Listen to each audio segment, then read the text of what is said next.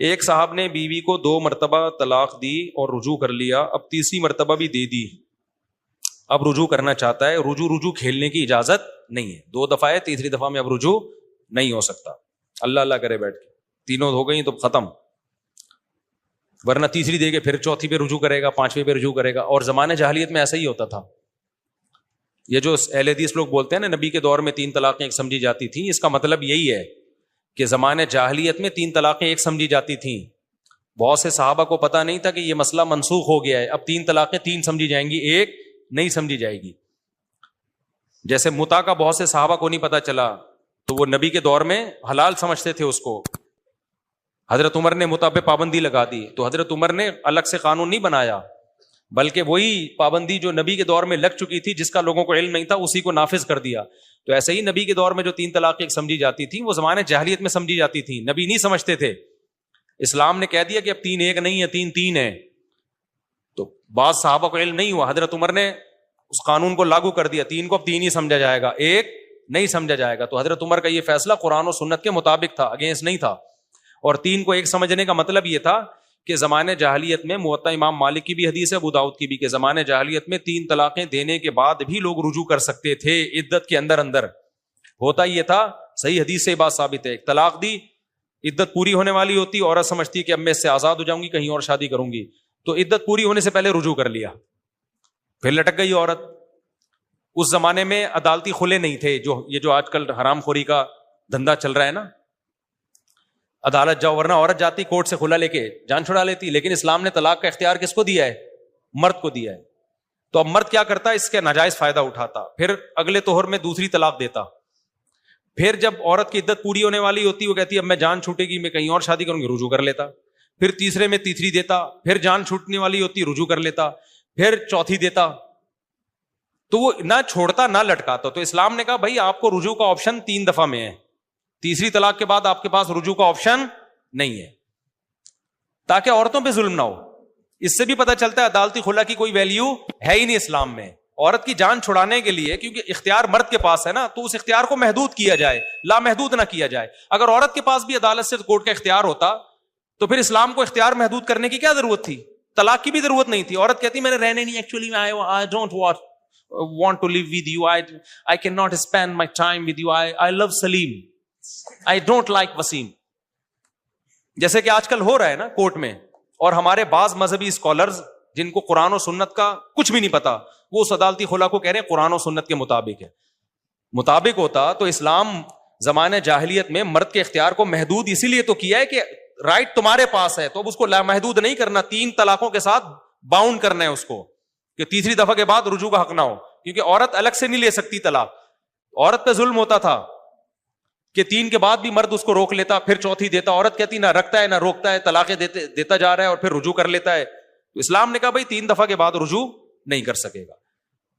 تو اگر یہ عورت کو بھی عدالت سے، کورٹ سے خلا کا حق ہوتا، یک طرفہ خلا جسے کہتے ہیں، تو پھر اسلام کو اس تکلف کی ضرورت کیا تھی کہ بھائی کہ 3 کے بعد؟ اسلام کہتا بھائی اس نے تو رہنا ہوگا تو 3 کے بعد، 4 کے بعد ہو یا 1 کے بعد ہو، نہیں رہنا ہوگا تو نہیں رہے گی، اس کے پاس تو ویسے ہی حق ہے کورٹ سے جا کے خلا لے لے۔ تو یہ اس لیے کہ کورٹ کے پاس یہ اختیار نہیں ہے۔ آج کل کے مذہبی اسکالر میں اتنی سینس تو ہے نہیں، اور یہ علماء پہ اعتراض کرتے ہیں، اتنی سینس تو ہے نہیں، جو نئے نئے علماء کے علاوہ جو مذہبی اسکالرز آ رہے ہیں۔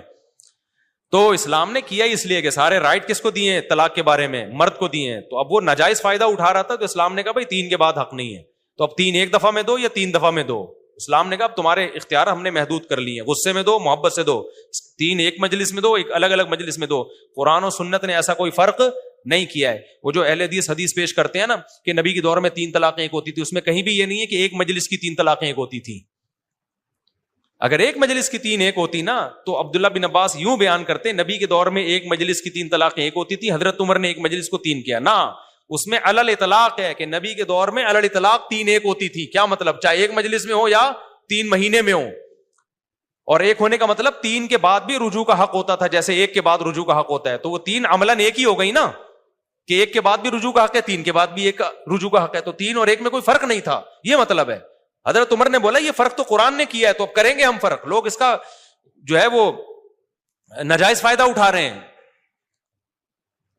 تو حضرت عمر نے اس کو وہی نافذ کیا جو قرآن و سنت کا فیصلہ تھا. سمجھتے ہو کہ نہیں سمجھتے؟ تو اب 3 اکٹھی دو یا الگ الگ مجلسوں میں دو, 3 ہی ہوں گی وہ. اس میں اہل حدیث کا مذہب بالکل باطل ہے, اور کتنے لوگ تو اس چکر میں اہل حدیث بنے طلاقیں دے دے کے بیوی حلال کرنے کے لیے. تو یہ کس بیس پہ آپ مسلک چھوڑ رہے ہو بھائی؟ بیوی حلال کرنے کے لیے آپ نے مسلک چینج کر دیا, اس سے بڑی کوئی بغیرتی ہو سکتی ہے؟ تو اور خود اہل حدیث کے لیے بھی بیوی حلال نہیں ہوگی, کیونکہ اہل حدیث کا دعویٰ ہے ہم قرآن و سنت کو فالو کرتے ہیں. تو قرآن و سنت کی ان دلائل کا آپ کے پاس جواب نہیں ہے, آپ جان چھڑاتے ہو اس مسئلے میں. طلاق کے مسئلے میں کبھی کوئی اہل حدیث آپ کے ساتھ نہیں بیٹھے گا, بحث نہیں کرے گا. ان کو پتا ہے ہم اس مسئلے میں ہمارے پاس کخ بھی نہیں ہے. تو میرا تو تجربہ ہے نا, 20 دفعہ اہل حدیث بڑے بڑے علماء کو دعوت دی ہے, یار آپ کیوں لوگوں کو حلال کو حرام کو حلال کر رہے ہو یار؟ ایک عورت کو جس کو اللہ نے حرام کر دیا آپ کس بیس پہ حلال کر رہے ہو؟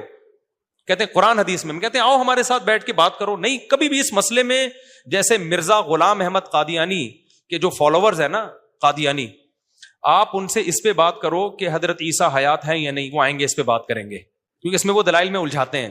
حالانکہ دلائل اس میں ہمارے مضبوط ہیں اہل سنت کے کہ عیسیٰ علیہ السلام زندہ ہیں, لیکن عیسائی وہ نا قادیانی اس پہ الجھائے گا اس مسئلے میں. اس لیے الجھانے کے لیے وہ مناظرے کے لیے تیار ہو جائیں گے. وہ اس پہ بھی بات کرتے ہیں کہ مرزا غلام احمد قادیانی نبی تھا یا نہیں تھا, اس میں مناظرے کے لیے ایگری ہو جاتے ہیں. لیکن آپ کو پتا ہے اگر آپ کسی قادیانی سے اس پہ بحث کرو کہ مرزا غلام احمد شریف آدمی تھا یا نہیں تھا, قادیانی زہر کا پیالہ پی لے گا, اس ٹاپک پر بیٹھے گا نہیں آپ کے ساتھ. سمجھ رہے ہو نا؟ زہر کا, یہ تجربے کی بات کر رہا ہوں میں, زہر کا پیالہ پی لے گا, اس ٹاپک پر کبھی بھی نہیں آپ کے ساتھ بیٹھے گا وہ, کیونکہ اس کی کتابوں سے لگتا ہے کہ وہ شریف آدمی, کتابوں کے حوالوں سے پتا چلتا ہے وہ شریف آدمی نہیں تھا. تو ایسے ہی میرے بھائی اہل حدیث علماء کو ہم نے دیکھا اس مسئلے میں نا, 3 طلاق کے مسئلے میں کوئی زہر کا پیالہ پی لیں گے, لیکن طلاق اس موضوع پر وہ کسی صحیح مستند عالم سے بات کرنے کے لیے تیار نہیں ہوں گے. وہ نہیں کہنا نہیں بھائی وہ تقلید آ جاؤ, رفع الیدین آ جاؤ, کیونکہ ان میں دلائل دونوں طرف ہیں اور پیچیدہ دلائل ہیں. رفع الیدین کا مسئلہ تو اختلافی ہے نا, اس میں دونوں طرف دلائل ہے. جو جب دونوں طرف دلائل ہوتے ہیں تو جو پیش کرنے والا ہے اس کے اسٹائل کو اور اس کی تیاری کو دیکھا جاتا ہے کہ وہ کس انداز سے پیش کر رہا ہے. اگر وہ انداز صحیح ہوگا تو مناظرہ جیت جائے گا, نہیں صحیح ہوگا تو ہار جائے گا. لیکن طلاق کے مسئلے میں تو کخ بھی نہیں ہے ان کے پاس, لہٰذا اس میں بڑی جان. میرے ایک دوست اہل حدیث ہیں, میں نے ان کو اپنا 3 طلاقوں والا نا میں نے ویڈیو پوری دلائل کے ساتھ ریکارڈ کروائی, وہ کلپ بھیجا. میں نے کہا آپ بتاؤ اہل حدیث علماء کے پاس اس کا کیا جواب ہے, آپ بتاؤ نا, آپ تو خود اہل حدیث ہو, اپنے علماء سے پوچھو نا. تو کہتے ہیں میں نے ان علماء سے بات کی ہے, وہ کہتے ہیں یار چھوڑو اختلافی مسئلہ ہے, کیا رکھا ان مسئلوں میں, آج سے تھوڑی, تو بہت پرانا مسئلہ ہے. میں نے کہا اسی پہ بات کر لیں گے کہ پرانا ہے یا نیا ہے, ٹھیک ہے نا. نہیں بیٹھتے اس پہ وہ. اس لیے چاہے اہل حدیث اپنی بیوی کو 3 طلاقیں دے یا کوئی حنفی شافی دے, 3 طلاقوں کے بعد قرآن و سنت میں بہت واضح ہے میرے بھائی کہ بیوی حلال نہیں ہوگی. یہ اختلافی نہیں ہے, یہ حق کی مخالفت ہے. میں اہل حدیثوں کی نیت پہ شک نہیں کرتا, ان سے دلائل سمجھنے میں بہت بڑی مسٹیک ہوئی ہے. میں نہیں کہتا انہوں نے جان کر 2 نمبر ہی کی ہے, لیکن ظاہر ہے جب آپ مجتہدین کو چھوڑو گے نا, اپنے علم پہ اعتماد کرو گے تو بڑے بڑے بلنڈر آپ سے ہوں گے. آپ کی نیت اچھی ہوگی لیکن آپ سے غلطیاں بڑی بڑی ہوں گی. میں نیتوں پہ شک نہیں کرتا کہ وہ منجن بیچ رہے ہیں دکان جیسے لوگ کرتے ہیں, نیت قرآن و سنت کو فالو کرنے کی ہوگی, لیکن اس میں ان سے بہت بڑی غلطی ہوئی ہے.